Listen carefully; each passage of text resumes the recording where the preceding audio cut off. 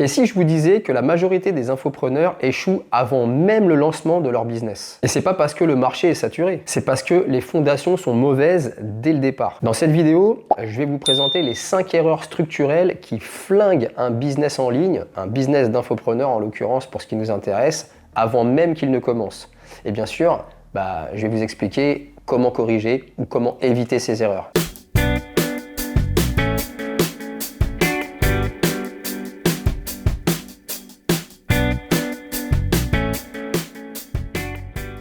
Salut, c'est Karim et bienvenue sur Infopreneuria, la chaîne qui aide les aspirants infopreneurs et infopreneurs plus initiés qui auraient déjà commencé avec très peu, voire aucun résultat, à créer leur business en ligne autour de leurs compétences, voire expertise monétisable. Et plus précisément, je vous aide à transformer cette compétence, expertise, savoir-faire, connaissance en une offre high ticket, une offre premium en ligne. Et encore plus précisément, en vous assistant intelligemment de l'intelligence artificielle pour booster et accélérer votre création, votre productivité. Et nous allons commencer directement avec la première erreur qui peut ruiner votre projet de business en ligne dès le départ. Cette erreur numéro 1, c'est confondre la compétence, l'expertise et le business. En effet, beaucoup d'infopreneurs pensent que avoir des connaissances, avoir des compétences ou être bon dans un domaine, ça suffit pour faire un business. Or, c'est faux, car votre compétence, votre expertise, vos connaissances, savoir-faire, c'est votre matière première. Mais en soi, ce n'est pas directement votre business. En effet, un business d'infopreneur repose sur un problème précis, une transformation claire et une promesse compréhensible en 5 secondes max. Du coup, quand cette erreur est faite, l'offre est floue, le message est confus et les gens ne comprennent pas pourquoi acheter. Alors, comment éviter ou corriger ça? Avant toute chose, en tant qu'infopreneur, vous devez d'abord répondre noir sur blanc à ces 3 questions. Quel problème précis je résous? Pour qui exactement?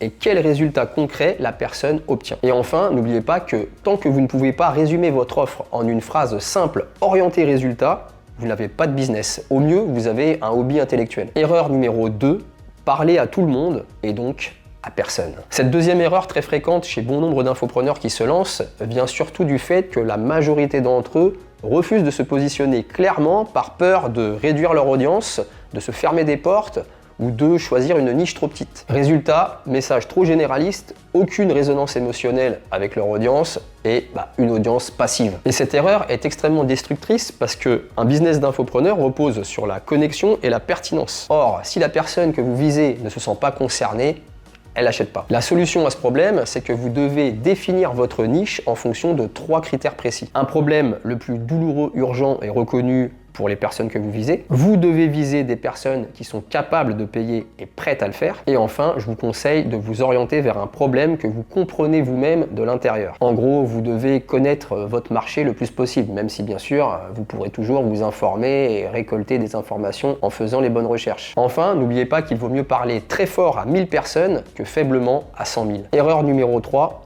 construire une offre sans connaître réellement son marché. En effet, beaucoup d'infopreneurs qui se lancent créent leur offre dans leur coin. Ils basent leurs décisions uniquement sur des suppositions, en pensant savoir ce que le marché veut. Résultat des courses, l'offre ne se vendra pas. Sauf gros coup de chance, mais bon, compter sur la chance pour créer son business, vous comprendrez que c'est pas vraiment la stratégie gagnante. Comprenez bien que le marché ne récompensera pas l'effort que vous avez fourni pour créer votre offre, votre formation, le temps que vous y avez passé ou encore la qualité que vous percevez vous-même de votre travail et de votre offre. Le marché, lui, il récompense l'adéquation entre le problème qu'il a et la solution que vous proposez. Alors, la solution à ce problème, pour l'éviter ou le corriger, c'est qu'avant de créer quoi que ce soit, parlez au maximum à des prospects potentiels, par exemple via message, email, via appel, si vous proposez par exemple un appel stratégique dans votre processus, dans les commentaires. Analysez les questions récurrentes, identifiez les mots exacts que la plupart des gens utilisent.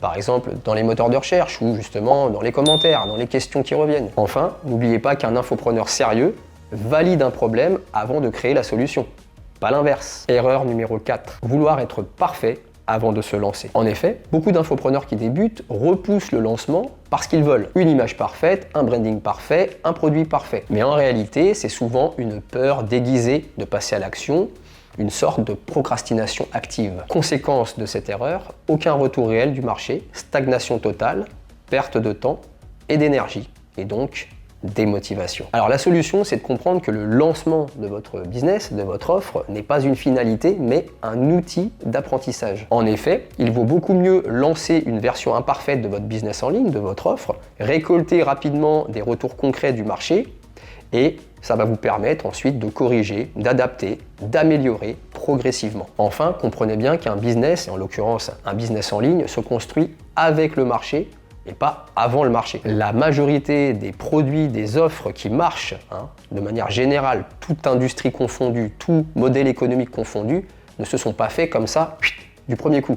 Il y a eu beaucoup d'essais, erreurs, corrections. Et du coup, c'est valable également pour le modèle économique de l'infopreneuriat et donc pour votre business en ligne. Enfin, cinquième et dernière erreur, sous-estimer l'importance de l'audience et de la visibilité. En effet, bon nombre d'infopreneurs qui se lancent pensent que si mon produit est bon, il se vendra de lui-même. Il n'y a rien de plus faux. Pensez bien que personne ne vous attend au tournant. Personne ne vous connaît. Donc, vous êtes totalement noyé dans une immensité de concurrence. Et d'autant plus avec les années qui passent. Il vous faut donc une audience minimale ou en tout cas un système de visibilité. Car sans ça, personne ne voit votre offre, personne donc n'achètera et votre business est donc déjà mort. Alors, comment éviter ou corriger cette erreur? Eh bien, dès le départ, un infopreneur doit choisir un canal principal sur lequel vous allez créer votre contenu afin de bâtir votre audience et d'acquérir la visibilité nécessaire à votre business en ligne. Je vous recommande d'utiliser YouTube comme pilier central de votre création de contenu. Deuxième élément, il vous faut une stratégie simple et facilement répétable. Donc, trouvez votre patte, votre façon de faire, votre structure de vidéo,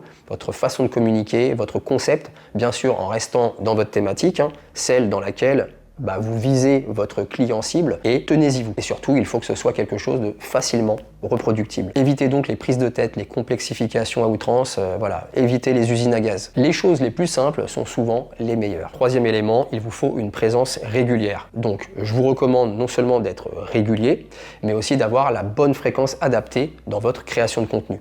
Donc pour ça, moi je vous recommande l'échelle hebdomadaire, c'est une bonne chose, pas besoin de vous fixer des objectifs trop ambitieux dès le départ, soyez juste constant dans votre création de contenu. Enfin, n'oubliez pas que vous n'avez pas besoin d'être partout, mais soyez sérieusement quelque part dès le départ. Donc pour conclure cette vidéo, retenez juste que, à part de rares exceptions, votre business en ligne d'infopreneur ne va pas mourir par manque de talent. Il mourra à cause de mauvaises décisions prises dès le départ. Et si vous évitez ou corrigez ces 5 erreurs, vous augmentez drastiquement vos chances de réussite pour votre business d'infopreneur. Et j'en profite d'ailleurs justement pour vous rappeler que si vous êtes relativement au clair sur votre projet de business en ligne et que vous voulez le valider, le verrouiller une bonne fois pour toutes, le structurer, packager votre offre ou même obtenir un plan d'action concret, vous pouvez réserver votre appel stratégique de 30 minutes totalement offert avec moi-même.